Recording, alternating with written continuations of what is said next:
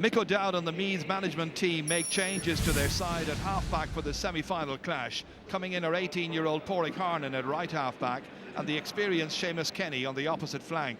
Like centre-half Caoimhín King, it's Kenny's 38th championship match. Wexford boss Aidan O'Brien has made two changes from the side which started in Drogheda against Louth in the last round. Rob Tierney comes in place of Lee Chin at left corner back, and Shane Roach has been introduced or reintroduced at right half forward for a side which is skippered by Redmond Barry, playing in his 46th championship outing. That's caught beautifully by Rory Quinn-Livin. Up as far as Ben Brosnan. Trying to turn, hitting it sharply, striking it beautifully. 1 point. Great technique. Once he got this ball under control, look where he was. That's at the 45-metre line. That's a super shot, and Wexford lead 3-2.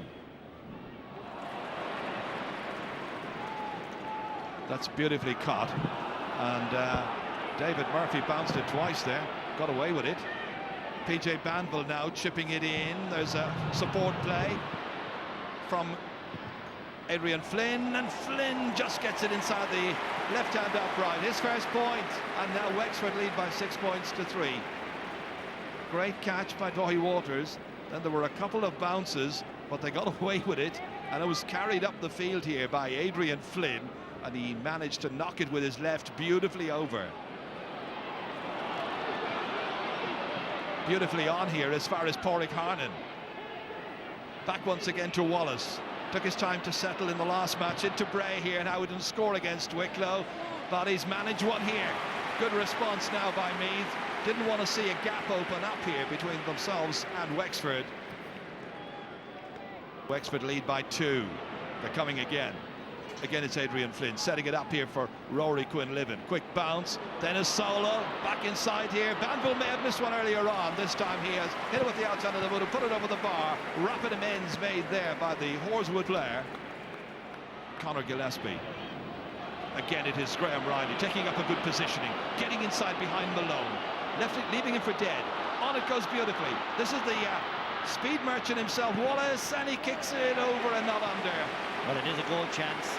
Wexford are shouting for overcarry, too many steps.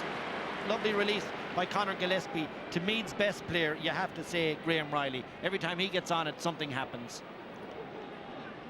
Look how far Banville is. Back on his own 13-metre line. Finally skying it up there to nobody in particular. Lost by Quinn-Livin. Taken down by Harnan, who scored against Wicklow, gives it off to Paderborn, who's already scored here, and does so again. Paderburn's got a second point. It's a 1-point game. Picking it up, Rory Quinn-Livin. Several players ahead of him waiting for that pass to come, and it comes from Dáithí Walters. They have a good understanding, the two of them, Walters and Quinn-Livin. Played back in here again, this time to Malone. Malone shooting, he's got a second point in each half. And Meath haven't got going yet in the second half. Damien Carroll in as far as Riley. Couldn't take it. He might the second time. Joe Sheridan's calling for it, but Riley ignores the call and puts it over the bar instead. Wise course of action. Simple and effective football. And they lead by 12 points to 10. Adrian Flynn down towards Redmond Barry. A lot of work to do from here.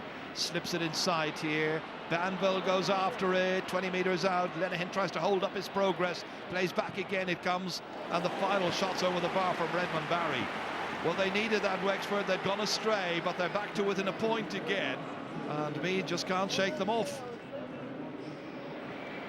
Barry kicking long, 1 against 2 down there. Kieran Ling is the danger man, slipping it back here towards Brosnan. Ling once more, will want it on the left. Cracks it in there, in towards Holmes. Substitute, back to Ling. Ling shooting! Off the goalkeeper's hands and over the bar. Ling takes the credit. Was going for a goal that time. Stinging shot, parried over. The pressure is back on the Wexford backs again. Stephen Bray once more. Filtering it inside here towards Graham Riley. Shooting, and that's another. 2 in a row now. That could be very significant as the gap now begins to open up. And there are 3 between them. This is the semi-final, and there's a Leinster final place at stake. Held on to here by Conor Gillespie. Good hands. Released to Seamus Kenny. Trying to go through here. Injured himself. Bray takes over. Mick Furlong's trying to get to him. Can't do so. That's a great kick. That's a brilliant point. Absolutely brilliant point by Stephen Bray. He's got a point in each half now. And the gap is 3 again. And Meath are coming strong and coming good in the concluding stages of this match. All Meath need to do now is just hold on to possession, do nothing silly. They're very much on their way to the Leinster final. Stephen Bray. Once again, an old failing. Frees being conceded unnecessarily. And Graham Riley coming off to a huge cheer here. Mickey Newman has been a terrific free taker up to this. Let's see what he can do here. The pressure's off somewhat now. Game has been won. 9 pointed frees out of 18. He's got half their tally then. And Graham Riley can now relax. It comes back again to Paddy Byrne. He's going to drop short. And a very determined Paddy O'Rourke gets the ball in his hands. Gets the congratulations from Brian Menton. Salutes the hill. So Meath are back in the Leinster final once again, and the final score at Croke Park here reads Meath the winners. Meath 18 points, Wexford 13 points. It's a nice competitive panel, and fellas are pushing hard for places, and that's the type of panel you want. So I was delighted with the contributions everyone made. We have to change direction now and head towards the qualifiers, and it's not where we would have wanted to be, but it's where we are, and as such we'll have to prepare for it and make the best of it. Yeah, and so it'll be the old rivalry, Dublin against Meath in the Leinster final, and that's on the 14th of July. Well, first of all, Kevin, you were commentating on it today. Were you impressed with Meath? I was absolutely impressed with Meath. They did, what they had to do. I'm not sure who was the favourites for that match actually coming into it. Maybe Wexford. Wexford might have been marginally, yeah. Well, Meath won by 5 points in the end, and probably won, I won't say pulling up, but they were in a handy enough position with 10 minutes to go. So they're going to get... They're in the Leinster final. They have an outrageous chance of being in an All-Ireland quarter-final, either via as Leinster champions or as a round 4 winner. So an All-Ireland quarter-final in the year that they get promoted as well, a few new players. Like, this is real consolidation. I'm sure that's what Mick O'Dowd and his management team were all about. The performance day was very tidy, and they'll be well up for a Leinster final, I've no doubt. And yet, Eamon, Wexford were right in it, weren't they, with, into the second half? Yeah, I thought Wexford played most of the football in the first half. They were very well organised. I think Aidan O'Brien had a game plan for a lot of the kick-outs. Andreas Doyle, Adrian Flynn was catching kick-outs where they used to run to the stands, and every time that resulted in a point for them. But as the game wore on, Meath sort of just got a grip around the midfield, especially in the second half. And at 38 minutes, Meath were 7 points to 10 down. At 50 minutes, they were 12 points to 10 up. They got a grip at that midfield area. The likes of Graham Riley and these guys really started driving at Wexford, sniffed them out in defence. Like the likes of Red Barry had no real space in the backs, and they went on to win. I won't say comfortably, but they went on to win it. It was a good test for them. They'll have to improve an awful lot going forward. Well, I mean, Kevin says that it is consolidation. Do you give them much chance against Dublin? It's going to be very, very difficult. Yeah, and going with the nominees that we went for, it was Wexford played extremely well. So we went for the 3 guys we went for was Dahi Waters from Wexford, the midfielder. He was a driving force throughout, especially in the first half. The second guy we went for was Meath's Graham Riley. Again, put in a powerhouse performance all the way through. When he was really, really needed, he stepped up with 4 points. And finally, the man that was actually marking was Brian Malone, the Wexford wing-back. He also chipped in with 2 points. Interestingly, they were both marking each other, but they both played extremely well. Yeah, no change. All right. And who gets the award, Kevin?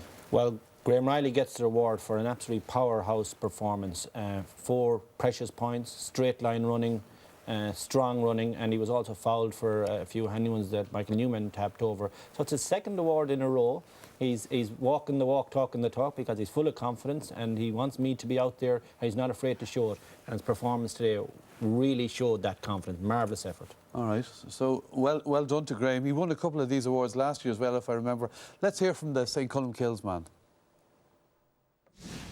Well, Graham, through to a Leinster final, you must be very happy. Yeah, very happy. You know, we set out to start the championship, 14th of July, and we're there now.